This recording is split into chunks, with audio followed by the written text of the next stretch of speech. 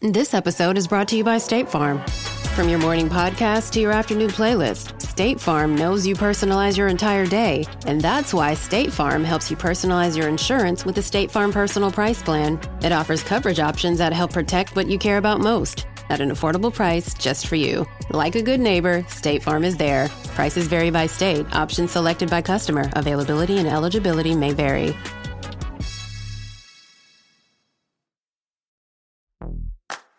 I think I just won my taxes. Yeah? I just switched to H&R Block in about 1 minute. All I had to do was drag and drop last year's return into H&R Block, and bam, my information is automatically there. So I don't have to go digging around for all my old papers to switch? Nope. Sounds like we just leveled up our tax game. Switching to H&R Block is easy. Just drag and drop your last return. It's better with Block. It was hard. It was a difficult relationship, to say the least. And, those are things that I'm still personally working on. But the difference is I'm choosing to do things to get help. I've never been to the extent my mother. I don't have her mental illness, and I will never understand the things that she has to carry. And I will say that, I don't have that experience. So I try to be cautious when I say, she was a bad mom, or she wasn't a great mom, or she did the best with what she could. But that doesn't mean I deserve what happened to me. Welcome to DNA Surprises, a podcast that delves into the world of unexpected DNA discoveries. I'm your host, Alexis Auersalt. In July 2021, my life took a surprising turn when I found out that I'm an NPE, a person who has experienced a non-paternal event. In other words, my biological father isn't who I thought he was. Join me as we explore the stories of NPEs, adoptees, and donor-conceived people and their families. Get ready to unravel the astonishing journeys that begin with a simple DNA test. This is DNA Surprises. DNA surprises rarely happen in a vacuum. So many of the people I speak to have experienced other traumas throughout their lives, long before sending off DNA tests. In this week's episode, Courtney shares how her mother's mental health struggles played a large part in her childhood. She knew she was adopted by her stepfather when she was young and grew up feeling abandoned and ignored by her biological father. As an adult, they began repairing their relationship, which led to them taking a DNA test. It's then that Courtney gets the surprise of her life and begins the search for her true biological father. Courtney's story is one of vulnerability, compassion, and a journey to radical acceptance. Thank you for sharing your story, Courtney. My name is Courtney. I'm 34 years old, and I am from Ohio. I was born in the summer of '89, and my mother was freshly 19. She had graduated high school the year before. She had been in an off and on long-term relationship with, I would like to call, my bio father. It wasn't a great relationship. It really wasn't. It was very emotionally immature and volatile, and they just weren't a good match for each other. He was about a year younger, and their relationship was physically violent as well. When I came into their lives, my mother had moved about 2 hours away from her hometown to live with her parents while she was pregnant, and my bio father made the choice to come, and after he graduated high school, to come up and live with them. They attempted to make the relationship work for about 3 months, and it didn't work out. They fought and argued, and it's kind of funny because my future stepfather, actually, my bio father answered the phone one time, and it was my stepfather asking to speak to my mother. So that kind of threw him off as well, and he was like, who's this guy calling? And, it was kind of a mess. So they split, and my mother, I think I was around a year old, reconnects with my stepfather. They had actually dated a little bit before, when her and my bio dad were on and off a little bit. So you were born when your mom was 19? Mm-hmm. And she was with your biological father at that time. And it was on and off. Somewhere during that time, she dated who would end up becoming your stepfather. Yes. But not until later. They also dated, so her and my biological father were on and off quite frequent from what I understand. She had actually went on a date with my future stepfather about a year and a half before I was born. She used it as kind of like a technique to like get back at him for going out on a date with another girl. I don't know. It was, again, it's really, really immature high school relationship stuff. Sure. Okay, so there was a lot of entanglement between the three of them. Okay. Around 9 months old, she starts dating my stepfather. He always says, like, I loved you before I loved your mom. He said I would come over early, and she'd be like, we don't go for a date for like another hour. He's like, oh, I came to hang out with Courtney for a little bit and spend time with her. He was like, you were just like the cutest kid, and you were always so excited to see me. And he's like, and I love that, like it was a really nice feeling. So they began to date. About 3 months into the relationship, they got pregnant with my sister. About 6 weeks after my sister was born, they got married. And when I was around, I think I was either 3 or 4, my stepfather actually adopted me. So calling him my stepfather, honestly, is like a little weird, but for clarity's sake, I will call him that. Okay, but he's your dad. He's my dad. He's the one that raised me. We had awful jokes as kids. Like, I've always known he adopted me. I will give my parents amazing kudos for that. I never questioned his love for me. I know why he adopted me. I know why it was important to him to adopt me. He could have just remained my stepfather, but like, he did not want that. And we've always had a really good bond. We really have. My sister would always joke, like, you're his favorite daughter and you're not even his. And I'm like, like, no. Dark humor, yeah. One time he told me, we were out, we used to fish together all the time. And he said, you can always tell the other siblings, and I'll never say I said this, but I picked to love you and I have to love them. And I was like, oh yeah, I'm the favorite, Yeah. So we were always super, super close, and we still are to some extent. So it's not changed super drastically yet. So long story short, 6 years later, they have my brother. I'm going to say around the age of 12, my lifestyle changed quite a bit. My mother sorry. It's okay. Take your time. At the age of 12, my mom had gotten diagnosed with a pretty severe mental illness. It just changed a lot of things. My mom and my stepfather both worked a lot. They worked hard. They really did make sure financially we were covered to the best of their ability, and that required a lot from both of them. And that changed a lot because we then dropped from a double family income to a single family income. My mom kind of spent a lot of time in mental health hospitals. There were many, many suicide attempts. I'm going to say in my lifetime, probably 20. Wow. So I try to give her as much grace as I can in that situation. Were they still married during all of this? They still are. They still Okay. are. I'm not saying what they have is healthy, but the love they have for each other is very deep. And I think and they need each other. They do. They heavily rely on each other. So I don't know how to describe my stepdad. He does what's right. You know what I mean? Like, when he said he was going to marry my mom, this is what he meant for everything. I've never seen someone love someone so much. I do feel lucky in that. Like, and it wasn't always like that. Like, I've gotten a first row seat to see how the relationship has developed over the years and changed and ebbed and flowed. But through it all, they've made it work. So I appreciate that. Yeah. Even though my biological father had given up his parental right to me, I still spent time with his family. I grew up with his parents, so my grandparents, his sister. I had 2 half siblings from him. However, I was not in contact with them because that was part of the agreement, was that nothing directly involving him or his children or his family, like immediate, like in your home family. And I was not to see him. So I did grow up spending time with my bio family in a way. And it wasn't super, super, super frequent, but I was there for important events. I take on a really big role in my family life, and I grow up pretty quickly. I have to. I moved out of my parents' house at 17 and finished my senior year of high school living on my own. I moved to the big city of Ohio.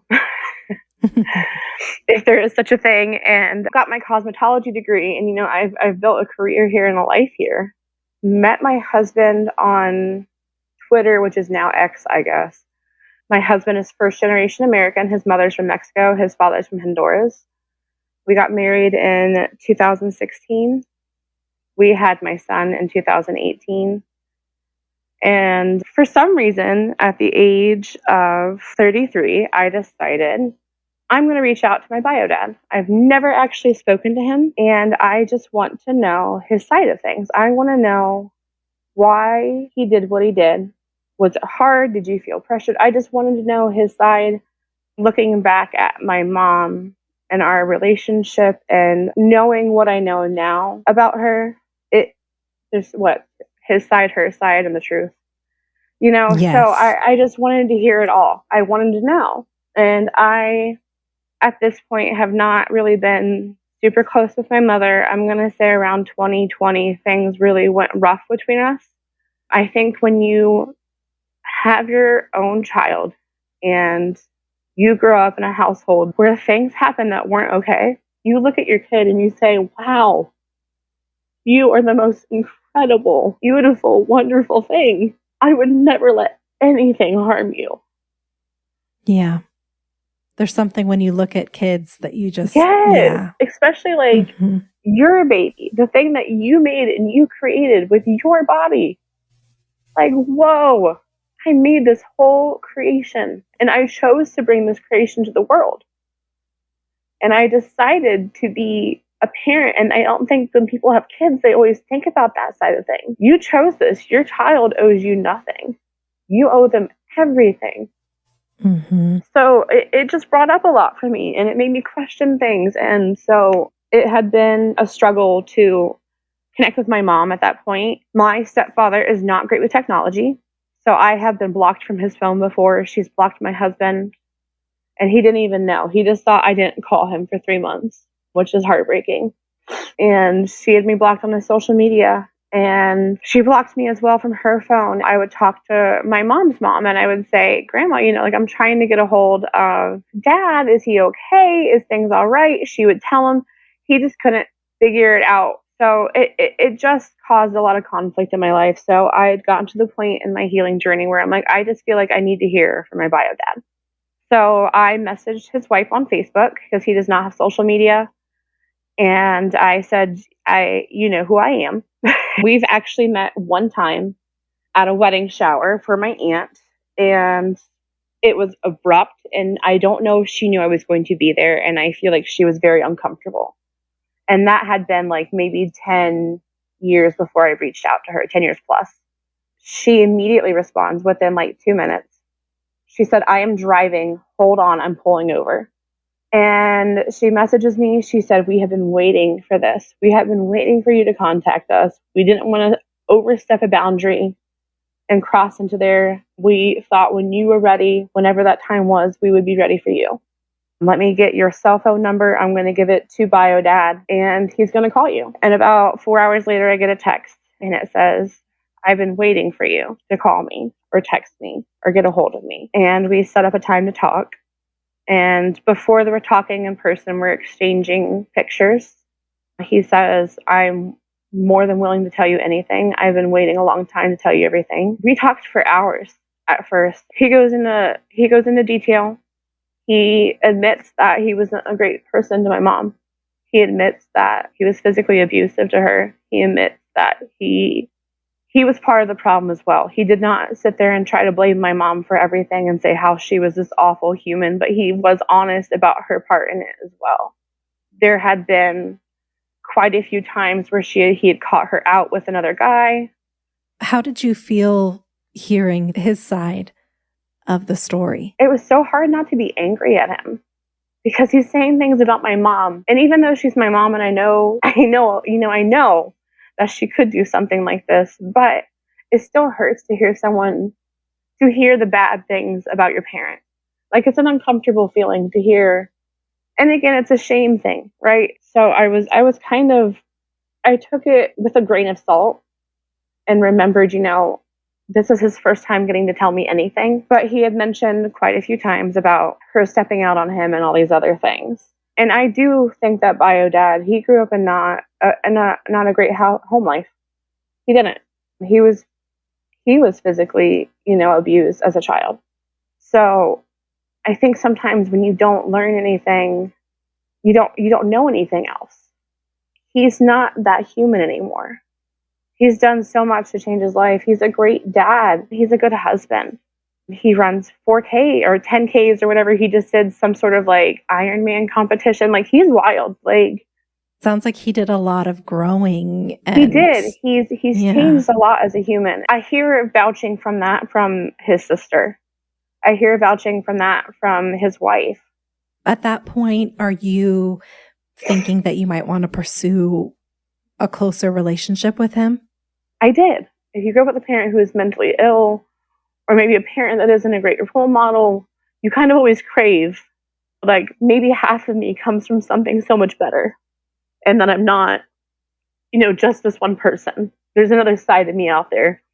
And my stepdad, he was a good role model in some aspects. It's just he wasn't biologically mine. And even though I had known that my whole life, I am quite literally the redheaded stepchild. Like, our family photos, everyone is blonde and blue-eyed, and then there's me with bright red hair in the middle. I'm tall. I just stand out, and I always have. So I kind of always craved that in a way. Not that I didn't have a father figure or anything like that. And it's so hard to describe to someone that hasn't experienced this, that when you look into, your family's face, that you don't see your own. That's hard. And it's weird. Yeah, the genetic mirroring is important. Yeah. And he was very open. My bio father was open to trying to start a relationship in some aspect. Slowly. And he had told me, probably about 3 weeks into us talking on the phone, there's something I want to say to you. I've told my children about you, because I don't think his children knew about me like that, because I stopped coming around his family, I'm going to say in my 20s. So they were probably like really young. My bio great grandmother had passed away, and I did know her, and I did spend time with her, and I was not allowed to go to the funeral because my bio father and his children were going to be there. I was about 20 or 21 when that happened. So at this point, I haven't had really much contact with him in about 12 years. My bio dad sits me down or on the phone, and he's like, there's one thing I want to do before we continue our relationship further. I would really like to get a DNA test. Like, after talking to you and seeing pictures of you now, I see a lot of my family in you, but like, there were these times that we split up, and I just want to be sure 100% of the way. And I said, totally. Why not? You're my bio dad. Right. Now, when he was telling you his version of events, and he says that she cheated on him or was with other people during their on again, off again, did you think to yourself, maybe he's not my biological father? Or did you not think that at all? No, I had no idea. My mom loved him. My mom said that was her first true 100% head over heels in love with someone. She made it seem like there was no one else. I don't even know how to describe it. She really made it seem like it was him and then my stepfather, and that was it. So we meet. He lives on the west side of the state. I'm in the central part of the state. We had met in a small town in between the two of us at actually a dairy farm. They make ice cream, and it's really As one cute. does, yes. Yes. Ohio, dairy farm. Why not? So we go, and I have my husband and my son come with me. Now, my son is 4 at this point. He has no idea what's going on. Parenting through this is a whole nother discussion. We don't even have enough time for that. We meet. He gets to meet my son, and my son's like, who's that? And I said, this is blank. And he's like, hey, blank, and then goes about his day because he's 4. He's like, I get to go sit on a tractor. I get to go see ice cream get made. You guys are chopped liver, have fun. So me and my bio dad and his wife go off into like a more private area, and we talk, and they pull out the DNA test. We do our test. They seal our samples. They say, I really appreciate you doing this. His wife goes, either way. I want you to understand we are here for you either way, in any capacity that you need us. Looking at you, I can see some of my husband's family in you. Like, I can see it. I'm going to say a week and a half later, it was May 25th. My sister was flying up for a spring break visit. It was May 25th. I was getting ready to leave to pick her up from the airport, and I got my results. And it says there is a 0.0% chance that he is your father. What were you feeling? Shocked. I felt mad. I was so mad at first. I was like, how did this jerk fake this test? How dare he make my mom look this bad? Like, absolutely not. Oh, She so denial. loved him. I did at first. I really, truly, and I do think I hit that stage of denial where I was just like, this cannot be true. This is not it. I immediately screenshot it and sent it to my sister because she had just said, I'm landing. See you in 20 minutes. Can't wait to see you. So like I screenshot it and I said, you have perfect timing. I'm going to have a breakdown. And she's like, oh, we're going to go get margaritas. And I was like, weird, going to get margaritas. So as I'm driving to the airport, I call my previous bio dad and I say, did you get the email? And he's upset. He's crying. He said, I cannot believe this. He goes, I'm so disappointed. And I feel so the guilt he has carried over these years of giving me up.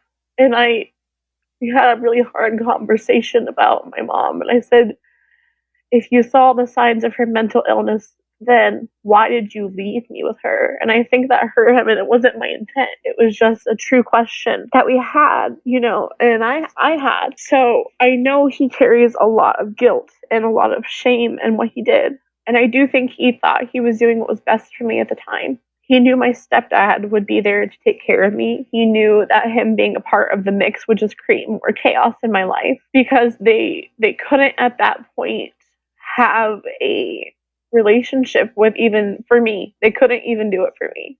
The fact that his family spent time with me and involved me in their lives, and the guilt they felt that their son, gave me up for adoption, and how, which is all, I just feel I feel guilt that it's not my fault, and I know that, but like the pain I feel for them is so deep because I'm like, these people really made an effort to be a part of my life for the most part, at least my childhood. Right. And then to have that all taken from them.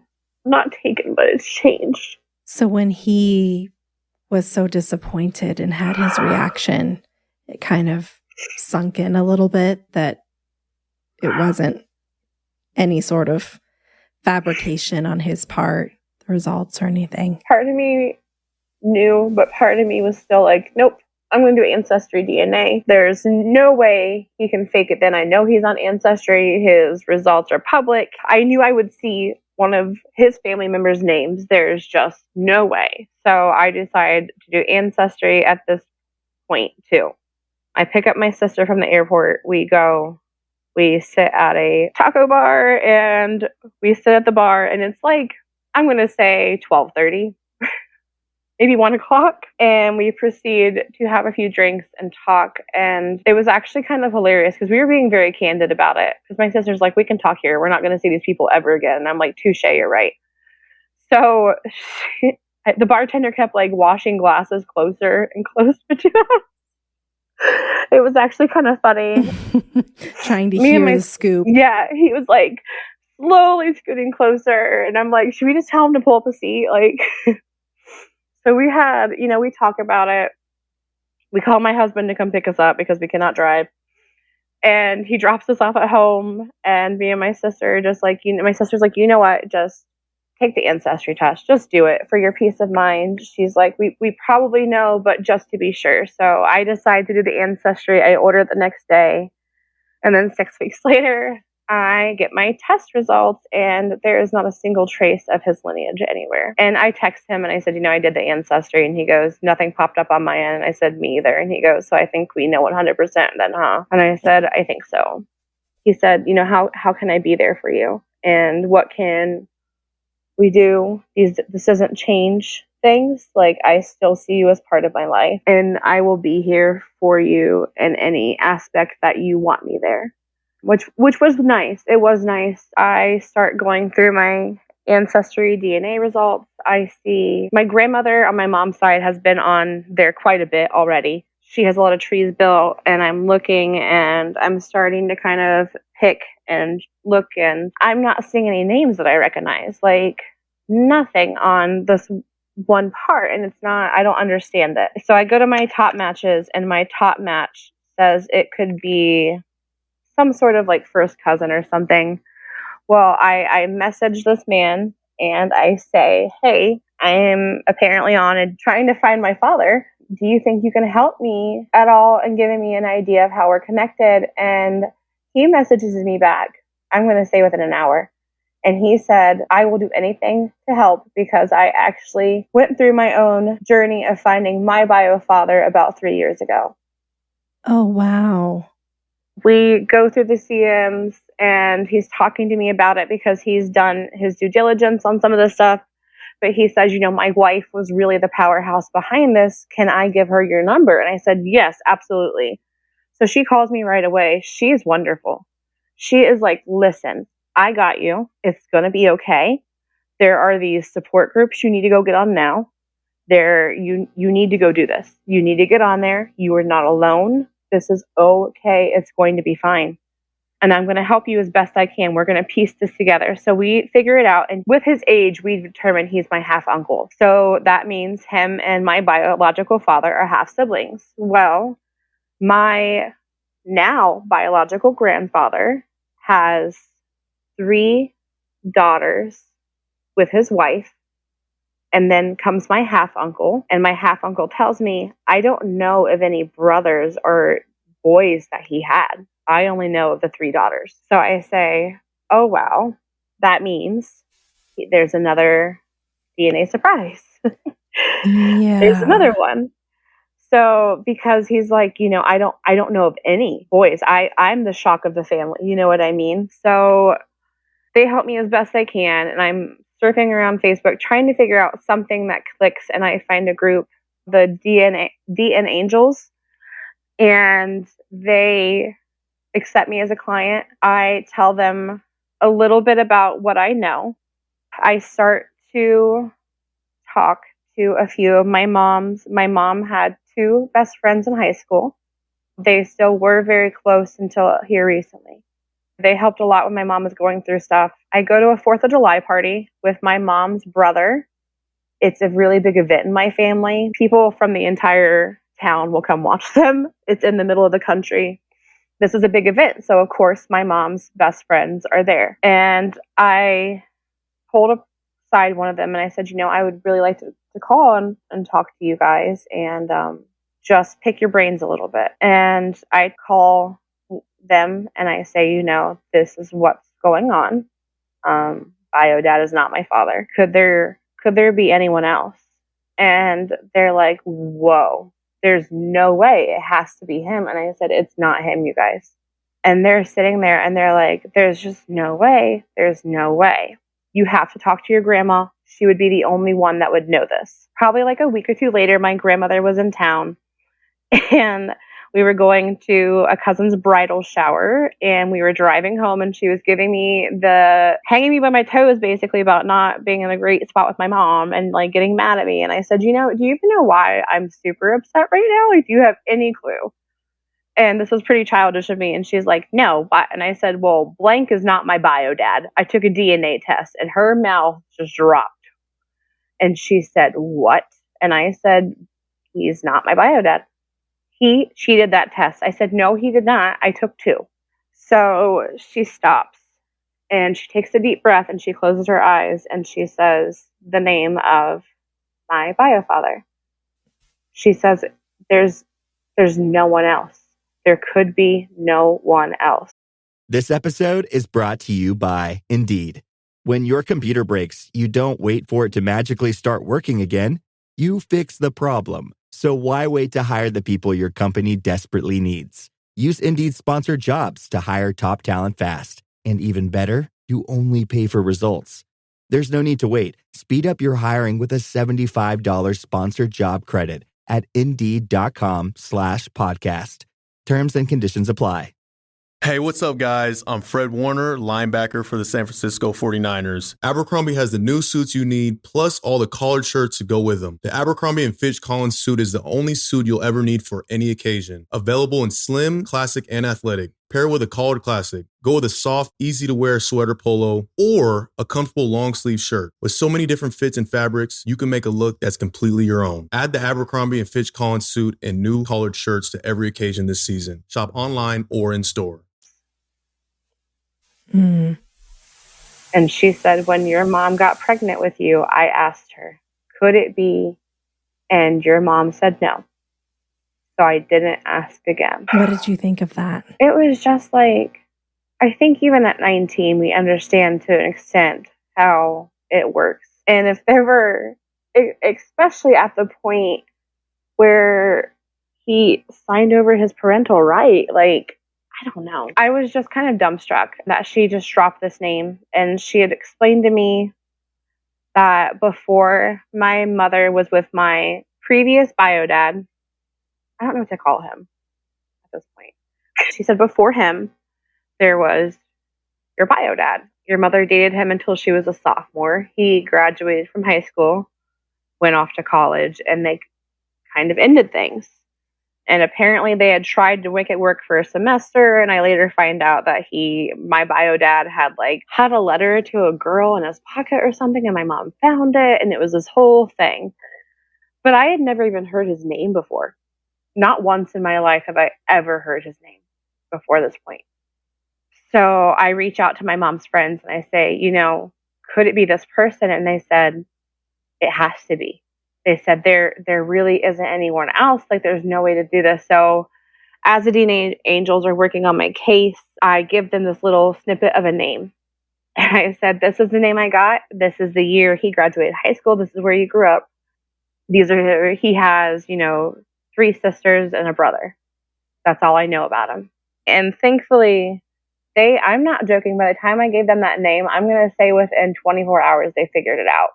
I will say, as a disclaimer, there is him and his brother. His brother passed away in 2018 at a young age.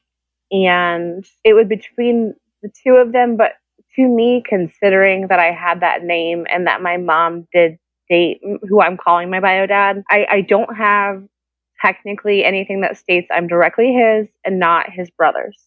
But I really, truly, in my heart of hearts, don't believe that. Yeah, because she named him. And her words kind of not great, but I'm assuming at this point she's telling the truth.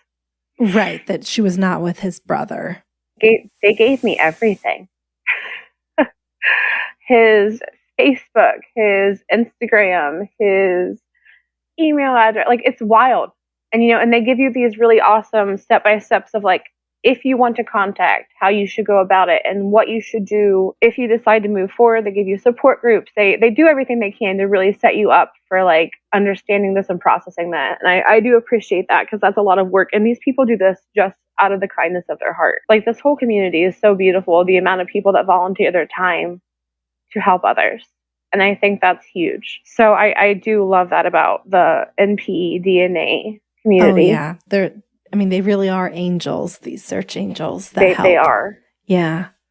So they give me everything. So I see him and I'm just it's mind-boggling because I look so much like him. And how over the years she didn't see those connections, and maybe she only remembers him at a certain age, or maybe she only remembers him, at a certain time where maybe he didn't look so much like me, but I have a distinctive red color to my hair, and it's 120% his color.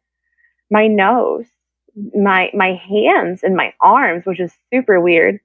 There's just certain things that there's no way that this wasn't a question. But because I had light blue eyes and because my now bio father had brown eyes, she just thought I was my original bio father's because he has light blue eyes. I'm like, Mom, but you have light blue eyes. And I don't understand how I never figured this out. And that way, I guess because like, oh, I had two blue-eyed parents, so I must have blue eyes. I think sometimes you do see things you want to see, right? Absolutely. Looking back at it. Yeah. And you believe what you're told. Yeah. We should trust our parents, right? Exactly. It's so surreal. I've never looked at a man's face and saw myself before. And that was just such an odd feeling. He has an interesting career. He is a chef for a sporting event that travels. That's like the best I want to put it out there without divulging too much. He has a video up on YouTube where he got interviewed about the food he does and like the box seats or whatever, if that makes sense, like the fancier, like upscale things they make. And then also he is like for a certain arena, the executive chef. So he also like oversees all of the arena food. So I've actually seen like a video of him at this point too that I find. And it's just weird. It's so weird. And I don't know a better way to describe it. Yeah. So were you just like trying to find out everything you could and see everything you could about him without necessarily having a conversation? Yeah. I definitely was. One, did I want to open that can of worms? Two, I don't know. I've already been, rejected once. Not rejected, but had a father choose not to be in my life one time. And I don't think I fully understood the repercussions of that when I did decide to finally try to connect with him. And, those things I'm still working on now. This is still pretty fresh. At this point, it's about 10 months in. 9 months, actually, not even 10. So it is raw and it hurts. And it's something that I think before you make contact, you really should take time to breathe and think, because it's not always roses in the end, unfortunately. So I research as much as I can about him. I find out about his career. I search through his Facebook. It's pretty open. His Instagram's wide open. So in this week of me searching through his Facebook, I say, what are the odds? I'm going to search for, because there's a search function on Facebook where you can actually search someone's profile for keywords. So I searched my mom's name, and I see on there that they've actually been in communication since about 2004. Oh, okay. Maybe not super frequent, but happy birthday. How have you been? Writing back and forth. And I'm like, that's odd. Because my mom had made it, like, I, at this point, haven't actually talked to my mom about what's going on. I just wasn't there yet. And part of me wanted to hear my bio father reenactment of it, or whatever he felt happened in the moment, or if he knew. I wanted to hear his side first, because at this point, I'm like, well, I can't trust her word. After I see that they've been communicating on Facebook back and forth, I reach out to one of my mom's close friends. They actually became friends around the time she was pregnant. My mom got pregnant with me. I've known her my whole life. I reached out to her and I say, hey, I have a little question. This is what's going on. And unfortunately, her and my mother became estranged about 2018, I think, at this point. But I still have contact with her. I still see her when I'm in my hometown. I reach out to her and I say, hey, this is what's going on. I know you and my mom haven't talked in a while, but I just have some questions about this man and whether or not if they've been in contact or if you know anything. And she said, send me a picture of him and send me his Facebook. So I sent him a picture and I sent the Facebook, and she said, I got to call you. So she calls me and she says, I'm just going to tell you what I know. I'm going to say like around 2017, 16, 18-ish, somewhere around there. I was at the bar with your mom and she's texting someone. And I said, well, who are you texting? And she said, it's someone I knew from high school. We haven't talked in years. We're just connecting. And my mom's best friend is like, oh, let me see him. And she looks at him, and then she looks at my mom, and she's like, why does he look familiar? She's like, oh, no, you've definitely never met him before, whatever. Well, now my mom's friend connects. She's like, now I see. Where I've seen him before, I've seen you. So she confronts my mom about it. And she says, essentially, like, if you do not own up to this, I'm going to tell your husband what you're doing. I don't stand for that. Your husband is a great man.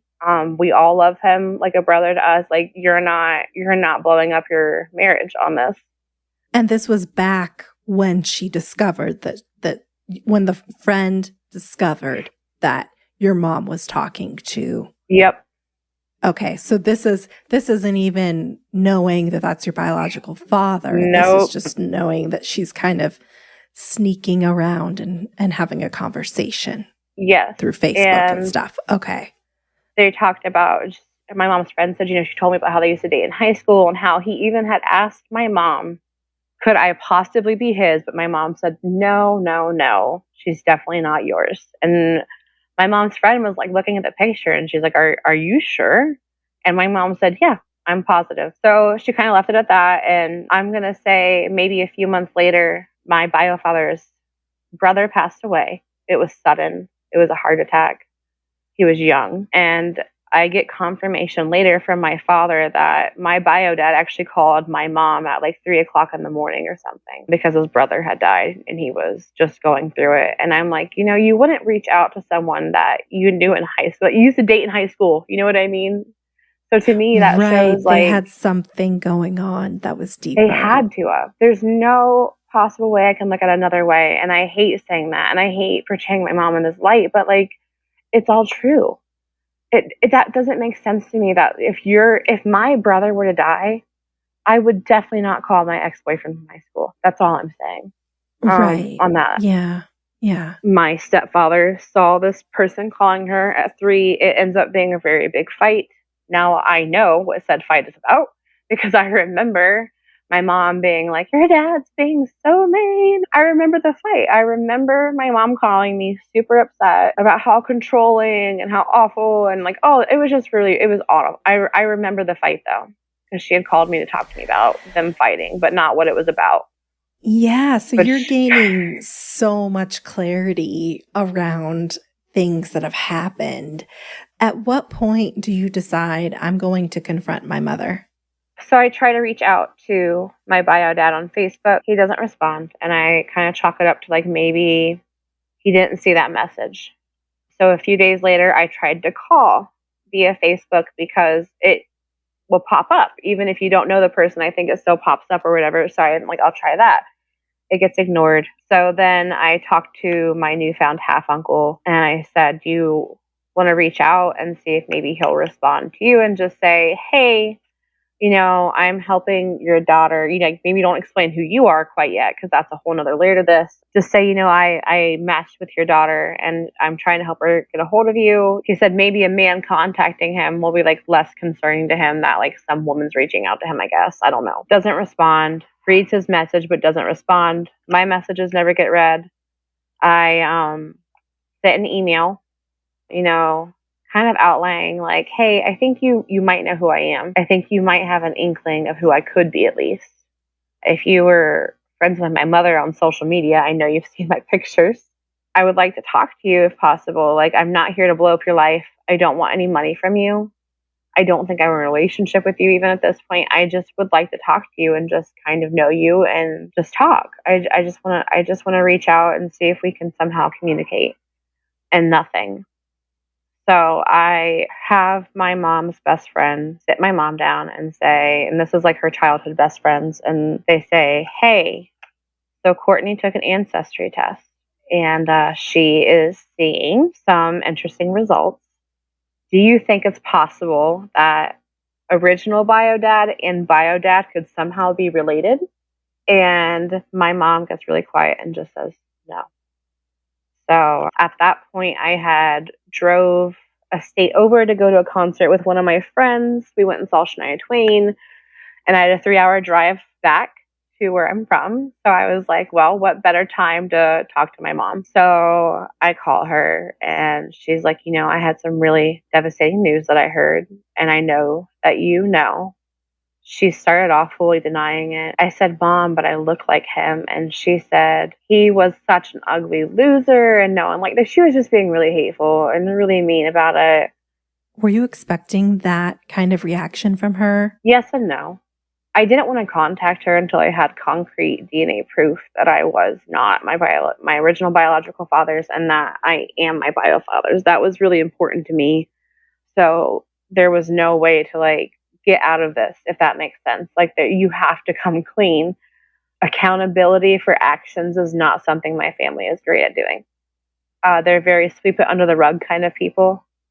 We try to talk, and she finally essentially tells me that she did not know, there's no way she knew, etc., etc. Do I think she was truly in love with my original bio father? I do. And I think they had a messed up relationship where they hurt each other as much as possible. And so this fling with my bio father was to intentionally hurt him. And it just happened to result in me. So like that part kind of, I'm like, ouch. Like I wasn't made out of love. I wasn't made out of want. I was just made. And that's something I work on daily. I'm so sorry. But I think it's also important to know that like you aren't who you come from. You it doesn't make everything you are. You don't That's have exactly to stay right. in the same spot. You don't have to stay in this situation. You can grow and you can do so much more. And you can. Yes. So it ends up not being a great conversation. I'm going to say maybe at this point, that was end of July, maybe August when that happened. Well, my sister comes up a few weeks later and we're going to visit my family. She's been dating a guy. She brings him with her so she can meet my family.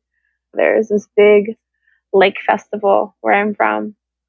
So we go back home for a little nostalgia, and we're literally on the way to my hometown, and my mom goes, I know you and your sister are coming here to break up me and your father, and I won't stand for it, and if you're coming here to blow up our family, etc., etc. Well, at this point, like, my stepfather knows what's going on. I've never really personally had a chance to talk to him about it because she, again, kind of controls how much I get to talk to him, unfortunately. So I haven't ever really got to have a conversation, just me and him. When he talks to me, it's on speakerphone with her in the room. Our text messages are read, things like that. So it's just hard to have an honest conversation with him. He's kind of like, meh, on the whole situation. He was like, so you have another shitty dad. And I'm like, thanks, Dad. Like, that's super helpful. Like, he's like, I love you, though. And I'm like, I'm not saying that your love doesn't matter. Like, that's not it at all. Like, he's just so... He was upset with my mom, but at the same time, it was all before him. So how mad can he be kind of situation? He has a hard time, I think, accepting the fact that I even went to talk to my bio father. And it's so hard to explain to someone that doesn't know it. So we're working on it. We're getting there. But I have yet to hear from my bio father. I have reached out to his siblings that he grew up with, who are alive, and a cousin, and none of them responded. I did reach out to his ex-wife, who is the mother of my two older half-siblings. The eldest is like 24, and the other one's like 19. And at first I tried to message her and got nothing back, and I said, they are adults, and I think they deserve to know who I am. And even if he wants nothing to do with me, they should have that choice to get to know me or not. So I reached out to the oldest one first, and he did not respond.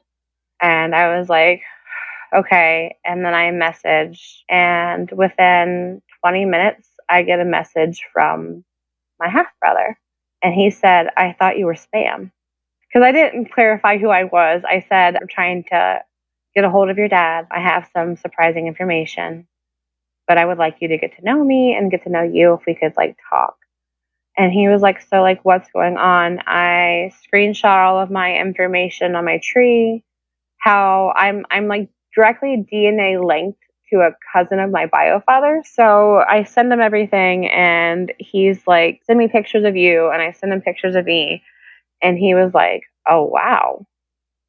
Like, I see what you're saying. How did it feel to get that validation from somebody who you are related to? It's weird because I look like him more than the siblings I grew up with. So that's an odd feeling. It was nice to know that he believes me, because I feel like maybe that's one of the issues with my bio father is he doesn't truly believe I'm his. But I just,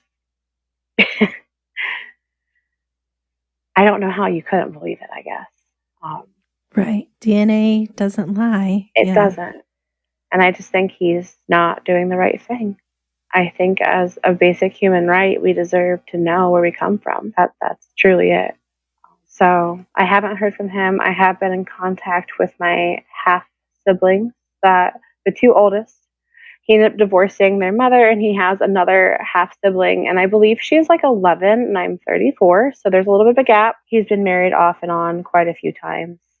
Do you have any plans to meet any of your newfound family? So I did meet my half brother in person. He actually goes to school in Ohio, even though he's from North Carolina, and he's about 45 minutes away from me. So we met in person, and it was oddly comfortable.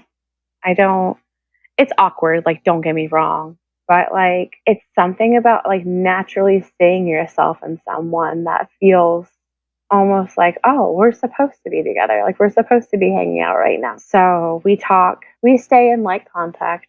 They're at an age where they're in their fun years. They're in college. I don't know if at their age I would be full on trying to pursue a relationship with someone like me. Like, I get it, like they have other priorities right now.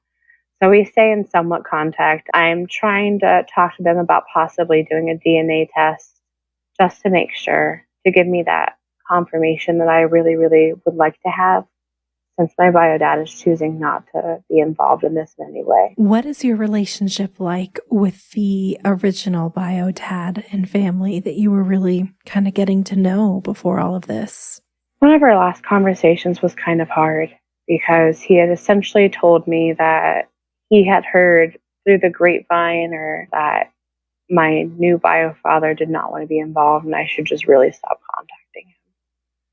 He said, I can be there in any capacity. There was already a fracture in that part of my life anyways. And while we did have a good connection, right now I don't think I'm at the place. Maybe someday. And I'm not shutting it out completely. I just wish all of this could have been done so much sooner. Really. Yeah. What is helping you navigate this? You are still so fresh, about 10 months, like you said.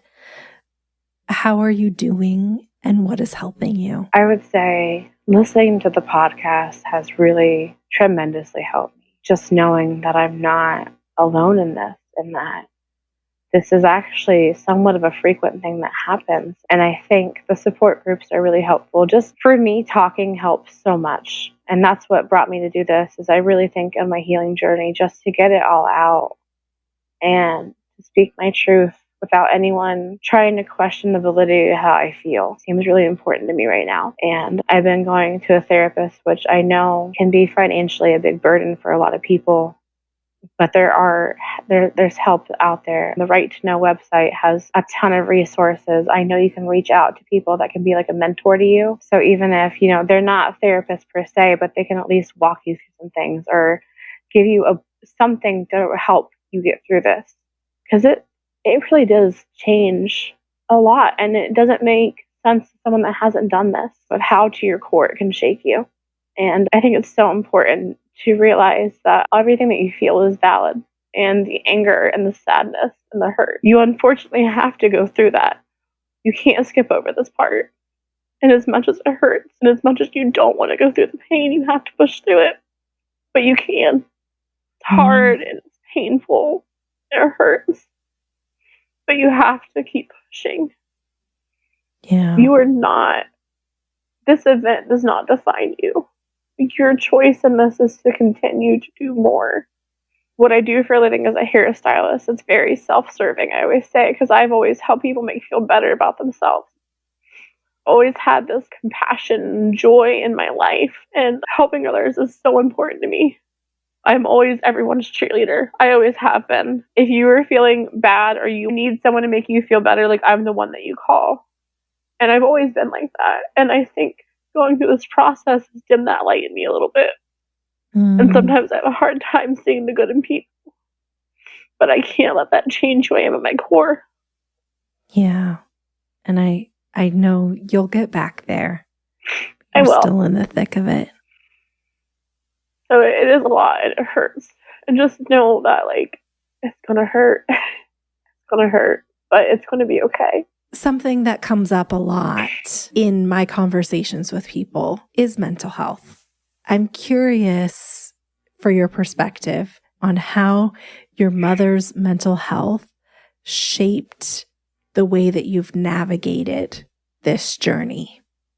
I think seeing my mom really go through the ringer in the mental health system really failed her. So I have a little distrust of it. And I think that's why I've honestly only been going to therapy for about a month now. It took me that long to commit to actually going to therapy because I have such a distrust of the system, but I have to understand and accept that the system has changed. And hopefully, people are specializing in family trauma, and people are specializing in these fields now. Mental health has changed so drastically. And I think it's so important to care for yourself in that aspect. Because sometimes, sure, you can do things for self-love and self-care, but, this is not something that candles in a bubble bath is going to fix right now. Right. Mental health is so important. It connects to so many things in your body, your gut health and things like that. There's so many connections. And in a way, I am slightly grateful for this journey because now I get to be my true self and I get to I know as much as I'm going to know, and I won't get 100% of the answers. And who knows that someday I'll get more. If you could say anything to your biological father, if he did respond to you, what would you want him to know? What would you want to say? I forgive you for taking your time to respond to me. I know it's probably a lot. And I know that you didn't have the easiest childhood growing up from what I understand and from what I've heard. And I think part of you maybe thinks I'm better off without you. But if even knowing you in the sense of getting my complete medical history and just generally being available for some questions, I don't need you to be a grandfather to my child. He has a grandfather. I don't need you to be my dad. I just would like to know you're half of me. That's all.